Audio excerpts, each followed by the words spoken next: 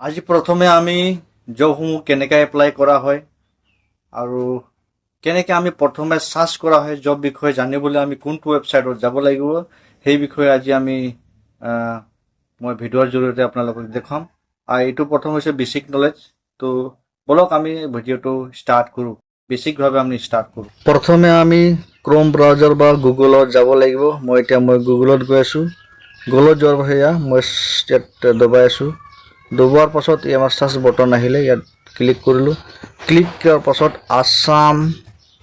আসাম কাৰিয়াৰ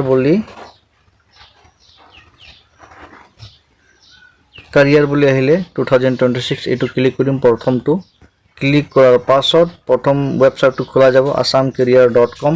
প্ৰথম লিংক যিটো আহিব তাকে ক্লিক কৰিলোঁ। বৰ্তমান ক্লিক কৰাৰ পাছত ভিতৰলৈ লৈ যাব। অলপমান ৱেইট কৰিব লাগিব। ৱেইট কৰাৰ পাছত আমাৰ লিংকসমূহ দেখুৱাই গৈছে। এয়া জবসমূহ আহিছে। BSNL এইটো আহিছে। তাৰপাছত তলত আহিব IOCL এডমিশ্যন অপেন 2026 এইটো আহিছে। আসাম OBC স্কলাৰশ্বিপৰ আহিছে। SC স্কলাৰশ্বিপ আহিছে। CDSE আহিছে। IIT গুৱাহাটী ৰিক্ৰুটমেণ্ট আহিছে 2026 10 জুনিয়ৰ ইঞ্জিনিয়াৰ আহিছে। তাৰপিছত আপোনালোকে তলত যাব আকৌ এইফালে চাই পাব আপুনি SBI আহিছে। তাৰপিছত আহিছে আসাম DLED এডমিশ্যনো আৰম্ভ হৈ গ'ল 2026ৰ। তাৰপিছত থাৰ্ডত আছে আসাম ITI এডমিশ্যন। তাৰপিছত আছে এতিয়া আপোনালোকে চাই থাকিব আৰু এনেধৰণৰ আপোনালোকে জবসমূহ চাব পাৰিব। যদি আপোনালোকে জবসমূহ এপ্লাই কৰিবলৈ আছে হ'লে তলতে চাব পাৰিব।